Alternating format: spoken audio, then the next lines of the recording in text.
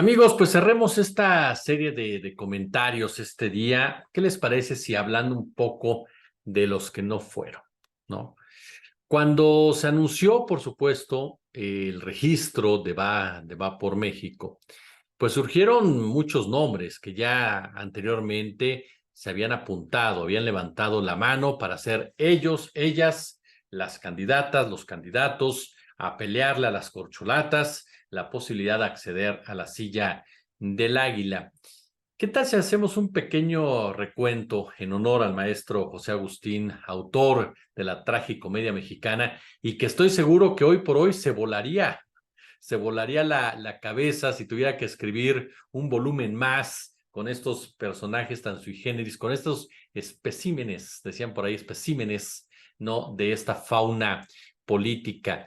¿Qué les parece si comenzamos, por ejemplo, con Miguel Ángel Mancera, el senador del PRD, quien fuera un corrupto jefe de gobierno, quien se enriqueciera desde este puesto, que tiene un carisma cero? Bueno, es tan carismático como un coche por debajo, Miguel Ángel Mancera, pero que ya en alguna ocasión, pues aventó la puntada de pensar que sí podía ser presidente, que sí podía ser candidato del PAN, del PRI y competir, ¿por qué no?, con Andrés Manuel López Obrador. Y esto porque la única elección en la que ganó, pues tuvo enfrente a la criminal de Isabel Miranda de Wallace y a la corrupta de Beatriz Paredes, pero que llegó sumamente impulsado por un exitoso gobierno en la ciudad que había encabezado la corcholata Marcelo Ebrard Casaubon. Silvano Aureoles, otro gobernador fracasado al que le crecieron los enanos, dirían por ahí en Michoacán, totalmente inmerso en el narcotráfico, totalmente relacionado con la presencia de los cárteles unidos, un hombre que lejos de combatir, por lo menos de fingir que combatía a los delincuentes, pues mejor se integró con ellos, ¿no? Pues para qué perdemos el tiempo. Y vaya que hizo una gastadera irresponsable de recursos públicos que vea de la mano con su enriquecimiento personal. Ya saben, estos genios de las finanzas estatales como es el señor Silvano Aureoles, que resultó más vivillo que el propio Varguitas de la ley de Herodes. Finalmente dejó el poder, claro, diciéndose por supuesto que sí, no podía dejarlo de serlo. ¿Qué tipo de político de oposición sería si no se definiera como un perseguido político, ¿no? En este gobierno dictatorial, autoritario, tiránico por parte de Andrés Manuel López Obrador. ¿Qué les parece Gustavo de Hoyos? Este hombre que quiere ser referente a Nayib Bukele, es decir, acabemos con los derechos humanos. ¿Por qué no? Gustavo de Hoyos, representante empresarial, esa clase empresarial que ha empobrecido al país y que él consideró que pues era importante que volviera al poder, ¿no? ¿Por qué no? ¿Por qué no? Vamos a volver a empobrecer a todos, vamos a acabar con los pobres, pero no con la pobreza, porque la pobreza no se puede acabar, pero los pobres, pues sí podemos irlos disminuyendo de tal forma que dejen de ser un problema para nuestros obstáculos, dejen de ser un obstáculo para nuestro propio desarrollo. Un personaje que no veía más allá o no ve más allá de su escritorio precisamente en Polanco y que refleja esa mentalidad ultraconservadora y brutalmente pragmática del empresariado mexicano, que a pesar de que ahora pomposamente se llaman CEOs, por la realidad es que no dejan de ser caciques como sucedía en la época anterior a la Revolución Mexicana, que explotaban directamente al pueblo y explotaban directamente al que menos tiene. Y de ahí pasamos, por supuesto, con otro personaje maravilloso. Déjenme hacer un dueto. A pesar de que Enrique de la Madrid ya dijo que sí va, me encantaría hacer el dueto de Enrique de la Madrid y Alejandro Murat, integrantes de las dinastías políticas de este país, ya que hablamos de caciques, de las dinastías políticas que de verdad creen que el poder les toca porque es una herencia. ¿Por qué no?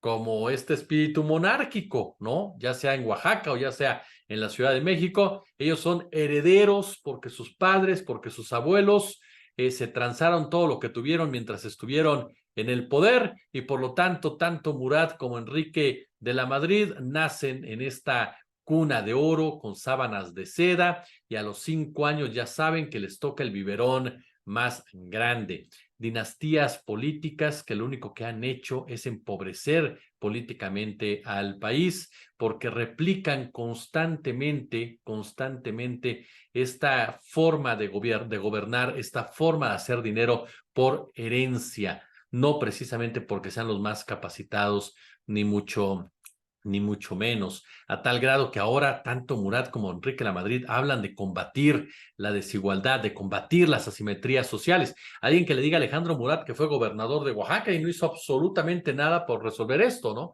Alguien que la avise por ahí, y que Enrique Lamadrid, tan crítico y contundente del neoliberalismo, pues que le diga que fue su papi el que lo instauró en México, y que si él, por supuesto, tiene mucho dinero ahorita, el cual heredó, pues se debe precisamente a la explotación que hizo su padre y sus socios del neoliberalismo en contra de aquellos que quiere dar en adopción, como son los pobres. Pero nos faltan más, por ejemplo, ¿no? Anda por ahí, por supuesto, y no podemos dejarlo de lado, pues un personaje tan, pero tan especial, que yo me sorprendí, les soy honesto, desde que anunció que quería ser candidato presidencial, pero conforme se fueron dando las cosas, pues uno entendió que, ¿por qué no? Pues si todo el mundo se estaba registrando y todo el mundo estaba levantando la mano, ¿por qué no un gobernador que también ya dijo que se va a apuntar, acusado de narco? Si tenemos al acusado de corrupto, al acusado de neoliberal, al acusado de indiferente, pues también al acusado de narcotraficante, como Francisco García Cabeza de Vaca, que además avienta la puntada muy perversa, muy cínica, de presentar anuncios en los cuales el señor dice: vean cómo avanzamos en Tamaulipas, cómo lo hicimos más seguro, a pesar que durante su sexenio, pues hombre, se fortaleció el cártel del Noreste, que es una decisión de los Zetas, se fortalecieron precisamente grupos paramilitares, como son la Tropa del Infierno, como son los Escorpiones, como son los Ciclones, e incluso él mismo tenía su propio cártel a través de los Gopes, que era nada más ni nada menos que la Policía del Estado, conformada por exmilitares, exmarinos y, ojo, personajes que de una u otra manera se les relacionó en su época con el cártel del Golfo. Pero bueno, García Cabeza de Vaca, por supuesto, pues también levantó la mano y dice que va a ir, ¿eh? Él no se ha perdido todavía la esperanza de hacer el ridículo, digo, de competir. Mi adorado Gabriel Cuadri, quien ya le hablamos algo en la anterior cápsula, y que se hizo famoso entre todos por dos razones. La primera, y lo digo con todo respeto, por estar viendo de manera pues poco correcta a un edecán durante un debate presidencial, y dos, porque le copió, ¿no?, la combi a Scooby-Doo, ¿no? Literal. Le copió la combi Scooby-Doo. La maestra del Bester Gordillo dijo: ay, que aquí hay que atomizar el voto opositor y vámonos para adelante. Te agarras una combi, comienzas a recorrer el país y nos vendes la idea de que eres una especie de hippie, pero esos hippies que van a los retiros espirituales, ya sabe usted, a Polanco, de plano es Sri Lanka, ¿no? Por citarle dos ejemplos. Y bueno, él se ha vendido siempre como una especie de ambientalista, pero también heredero de las viejas glorias de Porfirio Díaz. Y cuando alguien le dijo: oye, si supiste lo que pasó a Porfirio Díaz, pues su respuesta simple y llanamente: la historia no la cuentan como realmente sucedió. Pero bueno, Gabriel Cuadri, ahí está, ¿no? Por supuesto, para darle la calificación caricaturesca a la oposición. Y finalmente aparecen pues dos personajes que yo no dejaría, yo no caería en el aspecto sarcástico, por lo que pueden llegar a representar: Lili Telles y Claudia Ruiz Massieu. Lili Telles es una mujer de ultraderecha, convencida de la agenda ultraderecha, convencida de combatir el aborto, convencida de combatir a los homosexuales, convencida de combatir, por supuesto, la igualdad de los indígenas, convencida de combatir el matrimonio homoparental, la adopción homoparental, convencida de ir en contra de cualquier aspecto que vaya en la dirección contraria a las tradiciones que ella dice defender y que ella abandera y lo cree. Y de verdad que es peligrosa. Es peligrosa no por ella, sino por aquellos que la pueden llegar a apoyar, respaldar y de los grupos que forma parte, como el de Eduardo Verástegui y la ultraderecha. Esa ultraderecha que ya les decíamos ayer está creciendo, sigue creciendo, se sigue empoderando en Europa, en América Latina está ganando de verdad muchos lugares y que se tiene que combatir, se tiene que contrarrestar porque finge de una manera muy inteligente, muy bien estructurada, esa es la verdad, estar del lado de los pobres, estar del lado de los desvalidos, estar del lado de los sectores vulnerables cuando ella misma fue la creadora de todo eso. De ahí es el cuidado. Y Claudia Ruiz Massieu, que acaba de anunciar su salida del PRI, es la sobrina consentida de Carlos Salinas de Gortari. Y si hay un poder fáctico en este país es Carlos Salinas de Gortari. Ajá. El hecho de que Carlos Salinas de Gortari se haya desprendido de esta candidatura, dice el presidente que apoya a Xochitl Gálvez, no lo sé.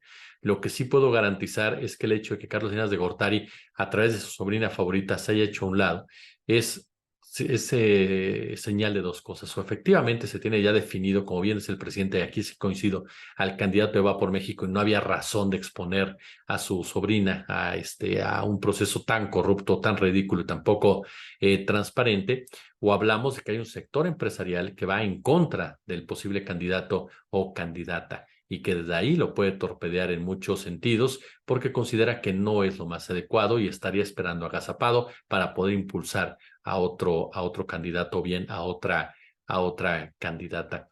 Claudia Ruiz Massieu es la representante de uno de los políticos que marcó definitivamente el derrotero, el periplo que ha seguido este país durante tantos y tantos años y que nos tiene como nos tiene, Carlos Salinas de Gortari.